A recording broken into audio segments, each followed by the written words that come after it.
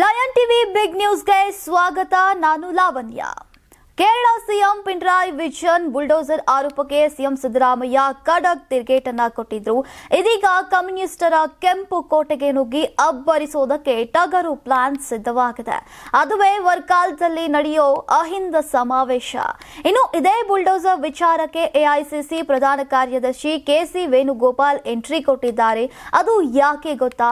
ಇದೀಗ ಸಿಎಂ ತವರಲ್ಲೇ ಪರಂ ಮುಖ್ಯಮಂತ್ರಿ ಬೇಡಿಕೆ ಧ್ವನಿ ಎದ್ದಿದೆ. ಏನಿದು ಗೇಮ್? ಇವತ್ತಿನ ಪ್ರಮುಖ ಸುದ್ದಿಗಳನ್ನ ನೋಡೋಣ ಬನ್ನಿ. ಕರ್ನಾಟಕದಲ್ಲಷ್ಟೇ ಅಲ್ಲ, ಕೇರಳದಲ್ಲೂ ಅಹಿಂದ ನಾಯಕತ್ವ ಮುಖ್ಯಮಂತ್ರಿ ಸಿದ್ದರಾಮಯ್ಯ ಅವರ ರಾಜಕೀಯ ಚರ್ಚೆ ಜೋರಾಗಿದೆ. ಚುನಾವಣೆಗಳು ಹತ್ತಿರವಾಗ್ತಾ ಇದ್ದಂತೆ ರಾಜಕೀಯ ಚಟುವಟಿಕೆಗಳು ಗರಿಗೆದರುತ್ತಾ ಇದ್ದು ಮತ ಬ್ಯಾಂಕ್ ಒಗ್ಗೂಡಿಸುವಂತಹ ಪ್ರಯತ್ನಗಳು ತೀವ್ರಗೊಳ್ತಾ ಇವೆ. ಈ ಹಿನ್ನೆಲೆಯಲ್ಲಿ ಅಹಿಂದ ಮತ ಬ್ಯಾಂಕ್ ಪ್ರತಿ ರಾಜ್ಯದ ಚುನಾವಣೆಯಲ್ಲೂ ಕೂಡ ನಿರ್ಣಾಯಕ ಪಾತ್ರವನ್ನ ವಹಿಸ್ತಾ ಇದೆ. ಮುಂದಿನ ವರ್ಷ ಕೇರಳದಲ್ಲಿ ನಡೆಯಲಿರುವಂತಹ ವಿಧಾನಸಭೆ ಚುನಾವಣೆಯ ಹಿನ್ನೆಲೆಯಲ್ಲಿ ಎಐಸಿಸಿ ಪ್ರಧಾನ ಕಾರ್ಯದರ್ಶಿ ಕೆಸಿ ವೇಣುಗೋಪಾಲ್ ಅವರ ಕಣ್ಣು ಮುಖ್ಯಮಂತ್ರಿ ಸ್ಥಾನದ ಮೇಲಿದೆ ಎಂಬ ಚರ್ಚೆಗಳು ರಾಜಕೀಯ ವಲಯದಲ್ಲಿ ಕೇಳಿ ಬರ್ತಾ ಇದೆ. ಅಹಿಂದ ಮತಗಳನ್ನ ಸೆಳೆಯುವ ಉದ್ದೇಶದಿಂದ ಕೆಸಿ ವೇಣುಗೋಪಾಲ್ ಅವರು ಮಾಸ್ಟರ್ ಪ್ಲಾನ್ ಅನ್ನ ರೂಪಿಸಿದ್ದು ಕರ್ನಾಟಕ ಮುಖ್ಯಮಂತ್ರಿ ಸಿದ್ದರಾಮಯ್ಯ ಅವರನ್ನ ಕೇರಳಕ್ಕೆ ಆಹ್ವಾನಿಸೋಕೆ ಮುಂದಾಗಿದ್ದಾರೆ. ಇತ್ತ ಕರ್ನಾಟಕದಲ್ಲಿ ಮುಖ್ಯಮಂತ್ರಿ ಕುರ್ಚಿ ವಿಚಾರವಾಗಿ ಮತ್ತೆ ರಾಜಕೀಯ ಕಿಚ್ಚು ಹೊತ್ತುಕೊಂಡಿದೆ. ಡಿಕೆ ಶಿವಕುಮಾರ್ ಬಣದ ವಿರುದ್ಧ ಶಕ್ತಿ ಪ್ರದರ್ಶನ ಮಾಡೋಕೆ ಮುಖ್ಯಮಂತ್ರಿ ಸಿದ್ದರಾಮಯ್ಯ ಅವರು ಅಹಿಂದ ಸಮಾವೇಶದ ಮೂಲಕ ತಮ್ಮ ಬಲ ಪ್ರದರ್ಶನ ಮಾಡೋಕೆ ಈಗ ಯೋಜನೆ ರೂಪಿಸುತ್ತಿದ್ದಾರೆ ಎನ್ನಲಾಗ್ತಾ ಇದೆ. ಇದರ ನಡುವೆಯೇ ಈಗ ಕೇರಳದಲ್ಲಿ ನಡೆಯಲಿರುವಂತಹ ಅಹಿಂದ ಸಮಾವೇಶಕ್ಕೂ ಸಿದ್ದರಾಮಯ್ಯ ಅವರನ್ನ ಮುಖ್ಯ ಅತಿಥಿಯಾಗಿ ಆಹ್ವಾನಿಸಲಾಗಿದೆ ಅಂತ ಮೂಲಗಳು ತಿಳಿಸಿವೆ.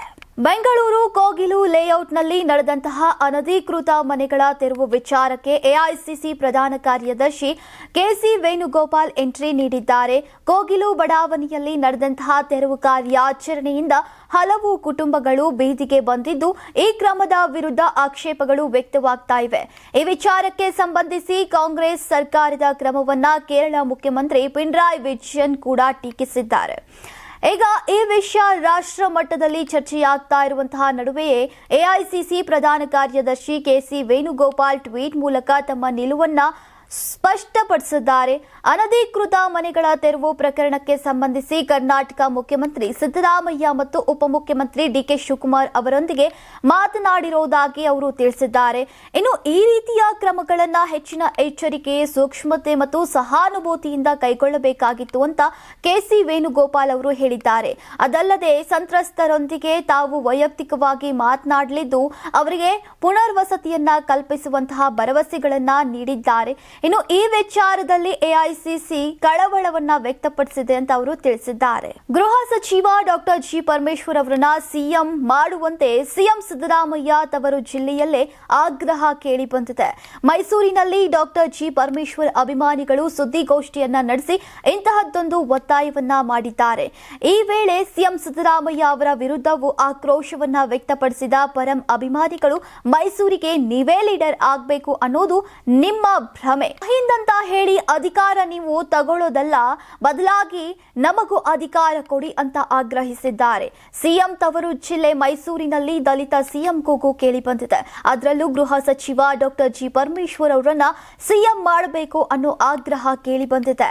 ಮೈಸೂರಿನ ಖಾಸಗಿ ಹೋಟೆಲ್ನಲ್ಲಿ ಇಂದು ಸುದ್ದಿಗೋಷ್ಠಿಯಲ್ಲಿ ನಡೆಸಿದಂತಹ ಡಾಕ್ಟರ್ ಜಿ ಪರಮೇಶ್ವರ ಅಭಿಮಾನಿಗಳು ದಲಿತ ಸಮುದಾಯ ಯಾವಾಗಲೂ ಕಾಂಗ್ರೆಸ್ ಪರವಾಗಿದೆ.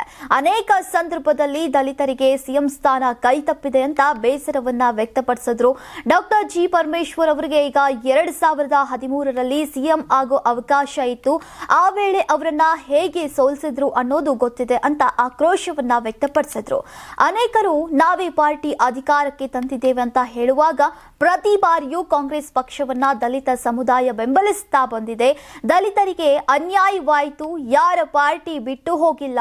ಈಗ ನಾವು ವೋಟ್ ಹಾಕಿರೋದಕ್ಕೆ ಕಾಂಗ್ರೆಸ್ ಗೆದ್ದಿರೋದು ಅಂತ ಹೇಳಿದ್ದಾರೆ. ದೇಶದಲ್ಲಿ ಬದಲಾವಣೆ ಆಗಿದ್ರೆ ಅದಕ್ಕೆ ಕಾಂಗ್ರೆಸ್ ಕಾರಣ.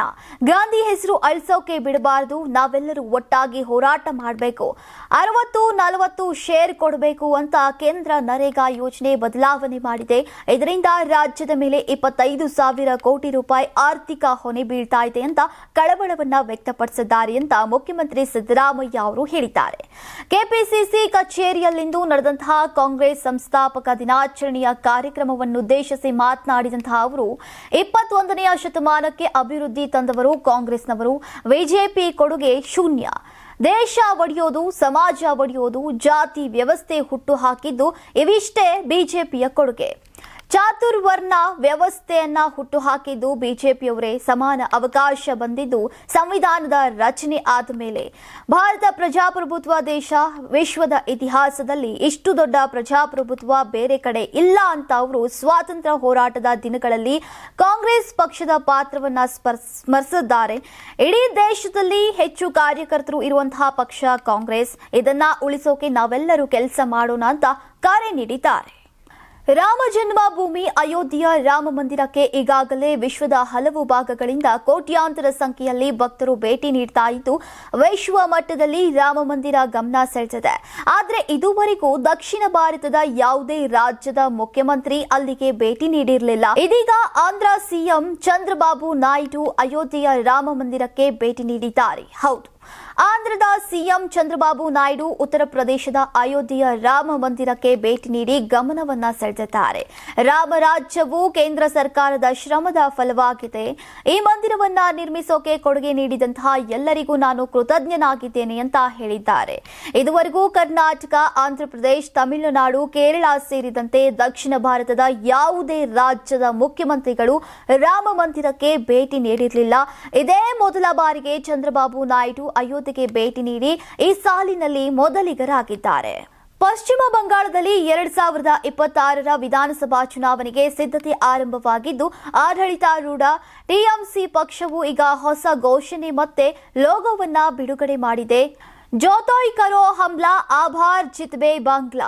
ನೀವು ಎಷ್ಟೇ ದಾಳಿ ಮಾಡಿದ್ರೂ ಮತ್ತೆ ಬಾಂಗ್ಲಾ ಗೆಲ್ಲತ್ತೆ ಅನ್ನೋದು ಈಗ ಪಕ್ಷದ ಹೊಸ ಘೋಷಣೆಯಾಗಿದೆ. ಇದು ಬಿಜೆಪಿ ಪಕ್ಷವನ್ನ ಗುರಿಯಾಗಿಸಿಕೊಂಡು ಹೇಳಿದ ಮಾತು ಅಂತ ವಿಶ್ಲೇಷಕರು ಅಭಿಪ್ರಾಯಪಟ್ಟಿದ್ದಾರೆ. 2021ರ ವಿಧಾನಸಭಾ ಚುನಾವಣೆಯ ಸಂದರ್ಭದಲ್ಲಿ ಟಿಎಂಸಿ ಪಕ್ಷವು ಬಿಜೆಪಿಯನ್ನ ಹೊರಗಿನವರು ಅಂತ ಕರೆದಿತ್ತು. ಅದೇ ರೀತಿಯಲ್ಲಿ ಈ ಬಾರಿಯೂ ಟಿಎಂಸಿ ಬಿಜೆಪಿಯನ್ನ ಬಾಂಗ್ಲಾ ವಿರೋಧಿ ಜಮೀನ್ದಾರರು ಅಂತ ಟೀಕಿಸಿದೆ. ಈ ಭೂಮಿಯ ಜನರನ್ನ ಶೋಷಿಸಿ, ಅವಮಾನಿಸಿ, ಬೆದರಿಸಿ, ಹಿಂಸಿಸಿದ ಬಾಂಗ್ಲಾ ವಿರೋಧಿ ಜಮೀನ್ದಾರರ ವಿರುದ್ಧ ಈಗ ಬಂಗಾಳಿಗರ ಸಾಮೂಹಿಕ ಅಸಮಾಧಾನವನ್ನ ಸೆರೆ ಹಿಡಿಯುವ ಲೋಗೋ ಇದು ಅಂತ ಪಕ್ಷವು ಟ್ವೀಟ್ ಮಾಡಿದೆ. ಪಶ್ಚಿಮ ಬಂಗಾಳದಿಂದ ವಲಸೆ ಹೋದವರ ಮೇಲೆ ಇತರ ರಾಜ್ಯಗಳಲ್ಲಿ ಹಲ್ಲೆ ನಡೀತಾ ಇರುವಂತಹ ಘಟನೆಗಳನ್ನ ಟಿಎಂಸಿ ಪಕ್ಷವು ಪದೇ ಪದೇ ಎತ್ತಿ ತೋರಿಸ್ತಾ ಇದೆ. ಈ ದಿನದ ಆರಂಭದಲ್ಲಿ ಒಡಿಶಾದಲ್ಲಿ 19 ವರ್ಷದ ಬಂಗಾಳಿ ವಲಸಿಗನ ಹತ್ಯೆಯನ್ನ ಉಲ್ಲೇಖಿಸಿ ಪಕ್ಷದ ಮುಖ್ಯಸ್ಥೆ ಮಮತಾ ಬ್ಯಾನರ್ಜಿ ಬಿಜೆಪಿ ಆಡಳಿತವಿರುವಂತಹ ಪ್ರತಿ ರಾಜ್ಯದಲ್ಲೂ ಬಂಗಾಳಿ ಭಾಷಿಕರ ಮೇಲೆ ಬೀಳ್ತಾ ಇರುವಂತಹ ಕ್ರೂರ ದೌರ್ಜನ್ಯ ಮತ್ತು ಕಿರುಕುಳವನ್ನ ಖಂಡಿಸಿದ್ರು. ದರ್ಶನ್ ಪತ್ನಿ ವಿಜಯಲಕ್ಷ್ಮಿಗೆ ಅಶ್ಲೀಲ ಸಂದೇಶ ಕಳುಹಿಸಿದ ಪ್ರಕರಣಕ್ಕೆ ಸಂಬಂಧಿಸಿದಂತೆ ಸಿಸಿಬಿ ಸೈಬರ್ ಕ್ರೈಂ ಪೊಲೀಸರು ವಿಜಯಲಕ್ಷ್ಮಿಯವರ ಹೇಳಿಕೆಯನ್ನ ದಾಖಲಿಸಿದ್ದಾರೆ.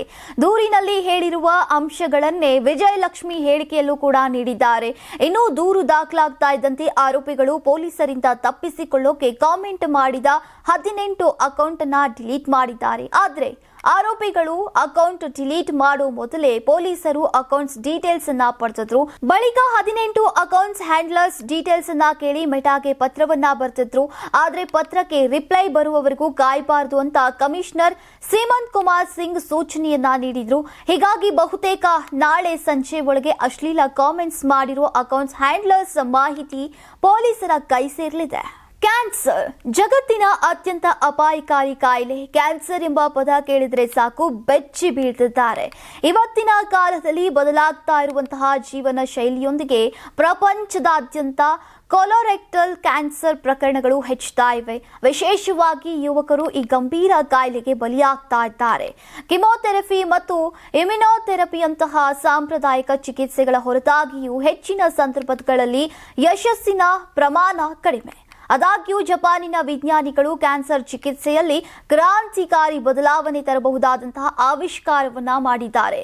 ಇದು ಸಣ್ಣ ಕಪ್ಪೆ ಒಂದರ ಕರುಳಿನಲ್ಲಿ ಚಮತ್ಕಾರ ಮಾಡಿದ್ದಾರೆ. ಉಭಯಚರ ಜೀವಿಯಲ್ಲಿ ಕಂಡುಬಂದಂತಹ ಒಂದು ಸಣ್ಣ ಸೂಕ್ಷ್ಮ ಜೀವಿ ಬಿಗ್ ರಿಲೀಫ್ ನೀಡುವಂತಹ ಸೂಚನೆ ಕೊಟ್ಟಿದೆ. ನ್ಯೂಯಾರ್ಕ್ ಪೋಸ್ಟ್ನ ವರದಿಯ ಪ್ರಕಾರ Japan advanced institute of science and ಟೆಕ್ನಾಲಜಿಯ ಸಂಶೋಧಕರು ಜಪಾನಿನ ಮರದ ಕಪ್ಪೆಗಳ ಕರುಳಿನಲ್ಲಿ ಕಂಡುಬರುವಂತಹ ಬ್ಯಾಕ್ಟೀರಿಯಾವನ್ನ ಪರೀಕ್ಷಿಸಿದ್ದಾರೆ.